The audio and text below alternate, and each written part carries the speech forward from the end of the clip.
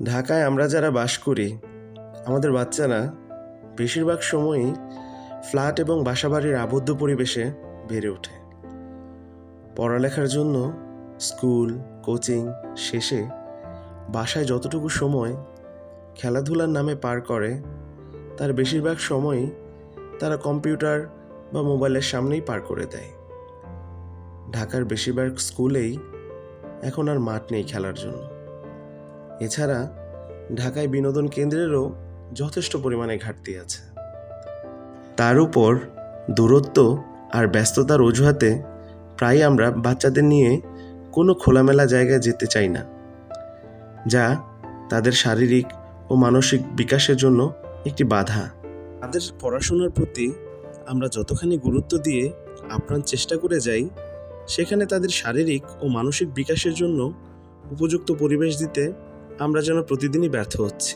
আধুনিক নগরায়নের এই যুগে তাদের বেড়ে ওঠার উপযুক্ত পরিবেশ দেওয়ার বিষয়টি দিনের পর দিন যেন উপেক্ষিতই হয়ে যাচ্ছে।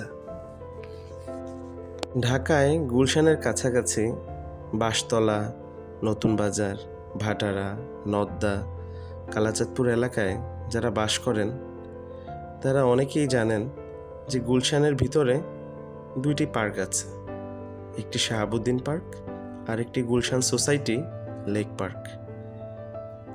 এই পার্ক দুটি কারো কাছে অচেনা নয়। এই পার্ক দুটিতে আলাদা করে বাচ্চাদের জন্য কিডস কর্নার বানানো হয়েছে, যেখানে বাচ্চারা খেলাধুলা করে এবং শারীরিক কসরত করে একটি সুন্দর সময় পার করতে পারবে। অফিস ছুটি থাকার কারণে বাচ্চাকে নিয়ে চলে এসেছিলাম গুলশান নর্থ এভিনিউ সংলগ্ন গুলশান সোসাইটি লেক পার্কে। পার্কটিতে দুদিক দিয়ে প্রবেশ করা যায়। আপনি চাইলে পার্কটিতে 63 নাম্বার রোড দিয়েও প্রবেশ করতে পারবেন, আবার চাইলে পার্কটিতে গুলশান নর্থ এভিনিউ সংলগ্ন ছোট একটি গেট আছে, সেটি দিয়েও ঢুকতে পারবেন। পার্কটি যেহেতু অনেক পুরাতন এবং আপনারা সবাই পার্কটি চেনেন, তাই পার্কটি নিয়ে নতুন করে বলার মতো কিছুই নেই। তবে যে বিষয়টি নিয়ে আজকে আমি কথা বলতে চাই, সেটি হচ্ছে পার্কের কিডস কর্নার সম্পর্কে।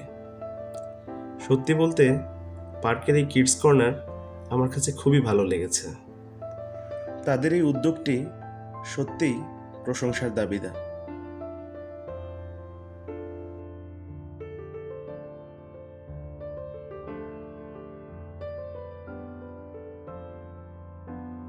পার্কের একদম কর্নারে দক্ষিণ পূর্ব পাশে কিডস কর্নারটির ব্যবস্থা করা হয়েছে।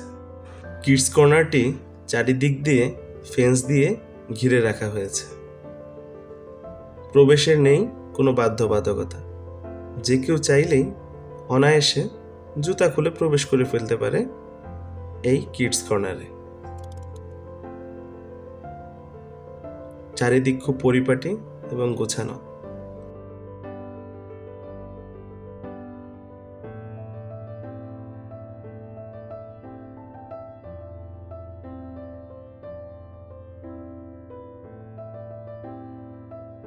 কিডস কর্নারটি কৃত্রিম ঘাসের চাদর দিয়ে মোড়ানো। দেয়ালের পাশটাতে বাচ্চাদের সাথে সামঞ্জস্যপূর্ণ সুন্দর সুন্দর ছবি এঁকে রাখা হয়েছে।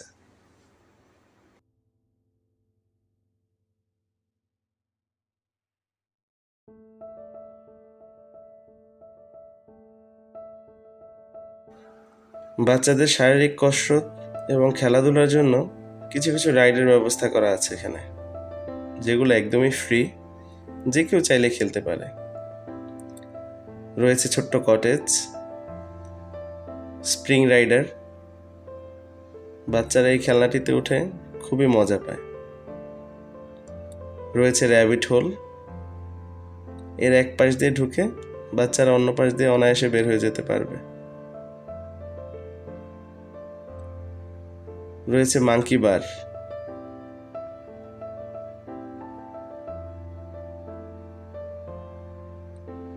সুন্দর দেয়াল লিখন,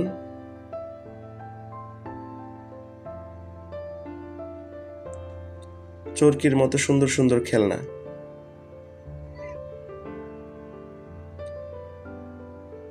রয়েছে জঙ্গল সাফারি,